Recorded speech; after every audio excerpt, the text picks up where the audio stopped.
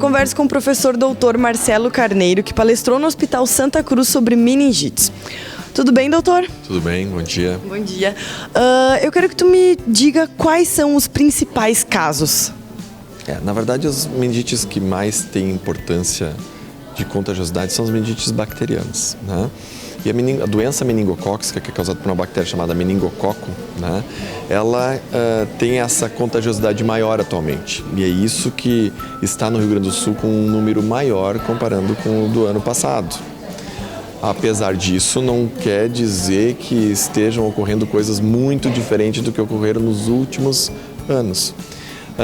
Mas isso leva a um certo transtorno, uma preocupação dos pais e aí uma forma equivocada que só criança tem doença e não é verdade. Muitas doenças do Rio Grande do Sul foram em adultos, né? E as maiorias aqui em Santa Cruz são doenças em adultos, então mostrando que meningococcemia ou qualquer meningite bacteriana também afeta adulto e que adulto também tem que se preocupar com vacinação. Qual é a mais preocupante delas? É difícil dizer qual é a mais preocupante, né? A gente geralmente tende a dizer que a doença meningocócica é a mais preocupante porque ela é mais grave rapidamente, ou seja, ela evolui para a morte muito rápido se não tratada. As manifestações são importantes quando tem doença de pele, fazendo com que a gente fique mais assustado com a doença, né? Mas não quer dizer que ela é a mais grave. Por exemplo, a pneumocócica, que é a que acabou levando a óbitos na nossa região, ninguém tem medo dela, como se ela fosse uma coisa inofensiva e não é verdade, né? Então é equivocado essa informação do que é pior, o que é melhor. Não, toda doença que vai para o nosso cérebro é ruim, né? A questão é, algumas podem ser transmitidas para outras pessoas e é isso que faz com que as pessoas entendam então que a meningococcemia seja mais grave, mas na verdade ela não é, né? E doutor, de alguns anos para cá, aumentou esse número de casos? Sim, comparando com o ano passado, 2014, 2015, o número de casos esse ano já é maior, quase o dobro, né? Levando em consideração que o ano passado foi o ano inteiro. Mas se a gente levar em consideração os outros anos, isso vem crescendo. E isso está acontecendo no Brasil inteiro. O número de casos de meningococcemia está num crescimento, porque mudou o tipo. Antes era um tipo, agora mudou, então as pessoas vão começar a ficar doentes, a não ser aquelas que estão protegidas por vacina. Então esse crescimento ele é esperado, mas não está além do limite que nós consideramos de risco maior. Então, existe um número de casos, mas está dentro de um que a gente chama de nível endêmico, que é o nível até um nível máximo que a gente aceitaria como aceitável. Então esse controle epidemiológico existe para que se eventualmente começar a ter uma tendência de estar aumentando, aí condutas vão ser tomadas para que essas coisas não ocorram. E doutor, sobre a vacinação, é importante?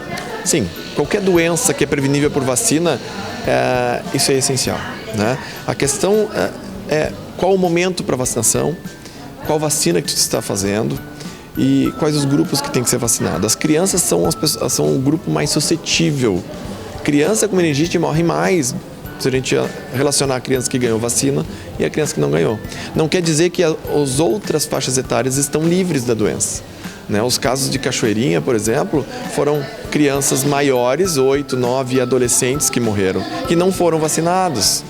Então, só para mostrar que não quer dizer que eu estou protegendo um grupo que a doença vai sumir. Não, ela sempre vai existir. O que nós temos que fazer é evitar a gravidade da doença e a contagiosidade da doença, para que o número menor de pessoas fiquem doentes, para a gente evitar problemas, né?